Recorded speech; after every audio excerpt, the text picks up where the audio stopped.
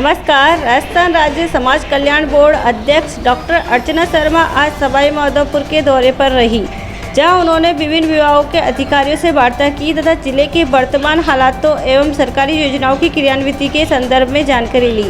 इस अवसर पर वे सर्किट हाउस में प्रेस वार्ता पर मीडिया से भी रूबरू हुई। प्रेस वार्ता के दौरान समाज कल्याण बोर्ड अध्यक्ष अर्चना शर्मा ने वर्तमान में चल रहे राज्यसभा चुनाव के हालातों पर बात करते हुए भाजपा पर करारे तंज कसे। अर्चना शर्मा ने भाजपा पर आरोपों की बौछार करते हुए कहा कि भाजपा पूंजीपतियों की पार्टी है। भाजपा ने अन्य पार्टियों को बाड़ेबंदी का खेल करना सिखाया है। वोटों की खरीद फरोख्त करना तथा लोगों को पैसे देकर वोट के लिए ईमान खरीदना यह भाजपा का काम है। भाजपा राज्यसभा चुनाव के लिए बाड़ेबंदी करो से प्रशिक्षण अथवा चिंता शिविर का नाम दे रही है, जो कि अपने आप में सफेद झूठ है। कांग्रेस द्वारा की जा रही बाड़ेबंदी के बचाव में अर्चना शर्मा ने कहा कि कांग्रेस संस्कारवान कार्यकर्ताओं की पार्टी है। भाजपा के ओछे हथकंडे के चलते कांग्रेस को बाड़ेबंदी करनी पड़ रही है। ये विचलित हो गए और आपने देखा कि पिछली बार राज्यसभा चुनाव में भी इन्होंने इस तरह के हथकंडे अपनाए, आरोप लगाए कि 5 स्टार होटल में बैठते हैं, जबकि खुद जो प्रशिक्षण के नाम पर 5 स्टार होटल में बैठे हैं। इसका सीधा मतलब है कि 5 स्टार कल्चर को इस प्रदेश में या पूरे देश में प्रतिपादित करने का काम भारतीय जनता पार्टी देख रहा है। इनके हर जिले में 5 स्टार जैसे ऑफिसेज बने हैं, तो ये लोग जो कहते हैं वैसा इनके कथनी और करने में बिल्कुल अंतर है। इन्हें अपने गिरेबान में झांकना चाहिए। इनके वरिष्ठ नेता जो कहते थे कि चाय पे चौपाल करेंगे या चर्चा करेंगे, वहाँ बैठकर क्यों नहीं चिंतन मंथन करते या वहाँ बैठकर क्यों नहीं प्रशिक्षण देते। तो ये दूसरों पर आक्षेप लगाते हैं, दोषारोपण करते हैं, लेकिन सच्चाई ये है कि सुविधाभोगी पार्टी है। इसने 5 स्टार कल्चर को पूरे देश में फैलाया है।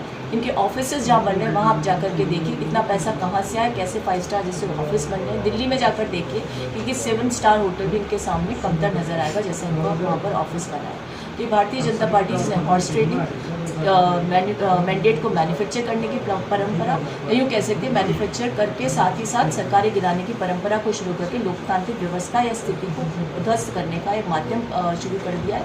ये देश के लोकतंत्र के लिए खतरा है। ये देश की जो परंपरा है जिसके आधार पर सरकारों का चयन होता है उसको भी ध्वस्त करने का काम कर रहे हैं। और जो सरकार मैंडेट नहीं मिल रहा उसके बावजूद मैंडेट हासिल करना चाहती है, इसे समझ लीजिए ये जनता को लाभार्थी करार करके उसका जो हक देते हैं उसमें भी उसे वोट बैंक के आधार पर करते हैं। तो साफ समझ लीजिए भारतीय जनता पार्टी क्यों काबिज हो रही है और किस प्रकार से जनता के मैंडेट के साथ उसके विश्वास के साथ खिलवाड़।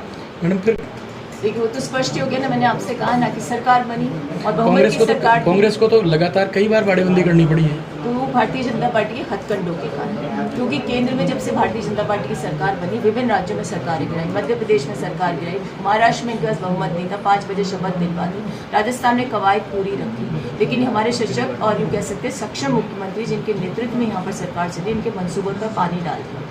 और बाड़ेबंदी इसलिए करनी पड़ती है कि इनके द्वारा किसी को खड़ा कर दिया जाता है चुनाव में। खुलेआम कहते हैं कि साहब इतने विधायक हमारे साथ हैं। हमारे विधायक बिल्कुल हमारे साथ हैं, उनकी निष्ठा पर कोई प्रश्न चिन्ह नहीं है, लेकिन जो लोग इस तरह के हथकंडे अपनाते हो, ईडी सीबीआई का इस्तेमाल करते हो और ऊंचे हथकंडे अपना सकते हो, तो हमारे विधायक एक जगह एकजुट होकर संदेश दे रहे हैं और ये लोग प्रशिक्षण के नाम पर बौखला करके इस तरह के वक्तव्य दे जाते हैं।